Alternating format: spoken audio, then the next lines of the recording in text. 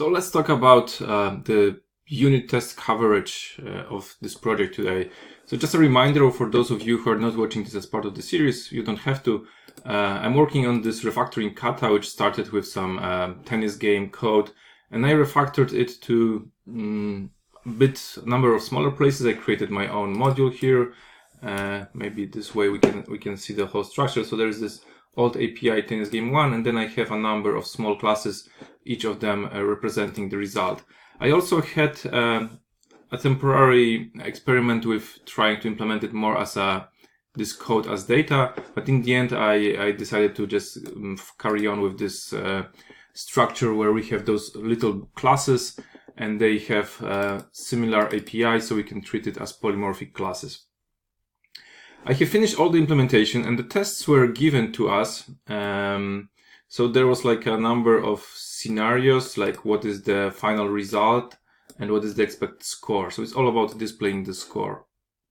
And in order to have the coverage bigger, there are two strategies for how we get to the final score in the test case. So we are basically replaying the whole game.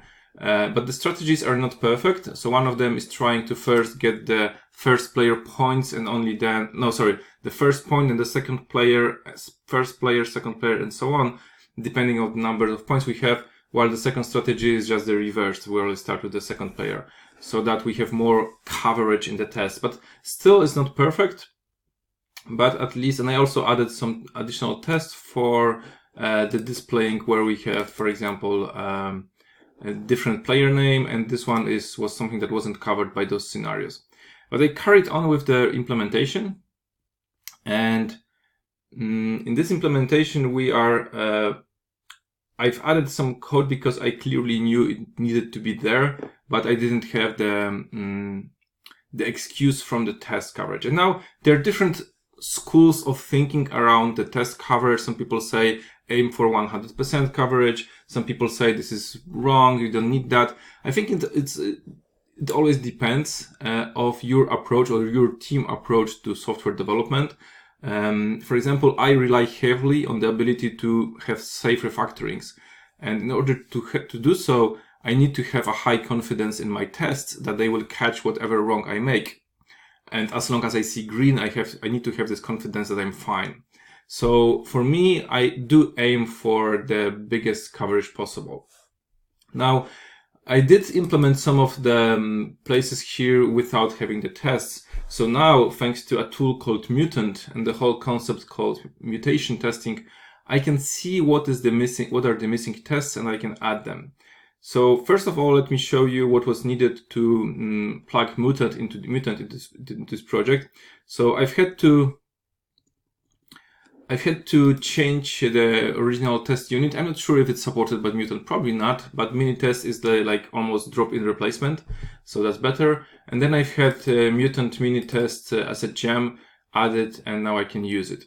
So I have created a special run configuration for RubyMine, and it's called Mutant, and I can run Mutant. So all the tests are now passing. Now I'm running Mutant. So what Mutant does, Mutant takes the original code. In my case, it's this file, or it's actually this whole module, and it takes this code, it parses it into abstract syntax tree, and it finds all the places like this, so all the leaves and so on. There are a bunch of rules that Mutant can use, and it tries to replace, like for example, 15 love that new with self, or with empty, or with nil, and it runs the test. So it's important to have quick tests for that.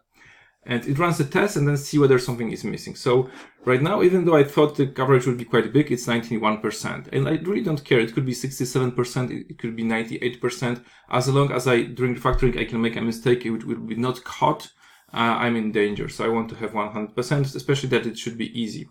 Also, I want to use Mutant, not in this video, but in later videos, I want to use Mutant to implement the missing test cases. But let's see how Mutant reports the bugs. Also, one thing I needed to add to the tennis test scenario is that I added Mutant Minitest coverage here, and also in all the class test cases, I need to tell Mutant which namespace is this test covering. So in this case, I'm just using the tennis. There is a slightly better integration with RSpec in case you're more like RSpec. And I want to re-implement my tests later on because I don't think they're really good because they always focus on the last state, but they don't really bother about how we got there. But that's for later. So when I run Mutant outputs this 91%. It's also showing me that there were 55 subjects. There were 400 mutations. That's a nice number. And there are 35 mutants. So versions of the code which stayed alive even though Mutant made a really important change to the code. Overall, the test was running quite fast, right? It was like 5 seconds, which is really a good time. And if you have really good unit tests in terms of like they don't talk to I/O, Mutant is a good tool and it's very fast. So let's look at the output. If we go to the line 41, it says that this 3015 can be replaced by self.new, self. It's all related to the same change, right? So basically this line doesn't have any coverage, and I can ensure that by running my tests again, and the test will pass even though this line is not there, right? So this way Mutant shows me all the lines or all the expressions or nodes which ideally would like to have a test for. And this way I can sometimes write code without the TDD religion in my head. So I will just keep implementing, because if I know that Mutant is part of my process at the end, I will add the missing test coverage. If you don't use tools like Mutant or mutation testing, then it's a bit of a problem, because if you're not test driven all the time, then it's very likely you will miss some tests, and then it's very likely that you will end up with not perfect coverage. But again, it depends on your approach to coding. If you don't refactor that much, or you don't want to have the freedom to refactor that much, then probably it's less of importance to you. So some companies, they have almost like policies of freezing the code, not changing the code, or they say this part is we're not touching this.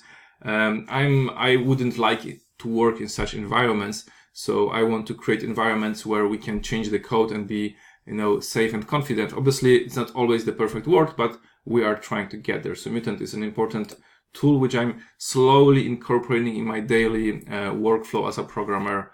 I'm not yet there. Not all my code is covered by Mutant, but I'm trying to get there. Okay, I think that's enough for this video. So that was like an introduction for how Mutant can help us, and how we can be Mutant driven in the end to finish the missing bits, and then we can be much safer to re-implement this. And for those of you who were following the series, I ended up with 20 classes. Almost all of them have the same API, but there is like the win player 1 and win player 2. Those are the finished states. They only have just the score method and nothing else, because you shouldn't be able to carry on. In next videos, I want to let me know if you would like to see an implementation of how I would do undo redo functionality for such cases. So we have so this application is it's more for someone reports the results to us and we show the display, but maybe there are some problems and someone reported a wrong result. So the player 1 made a point, but they told us it was player 2, and then we want to be able to undo and maybe redo. So it's always interesting how to implement the undo redo. So let me know in the comments if you'd like to see that, because there are like many possible implementations. Each of them has some really interesting drawbacks or benefits. Okay, thanks for today, and see you next time.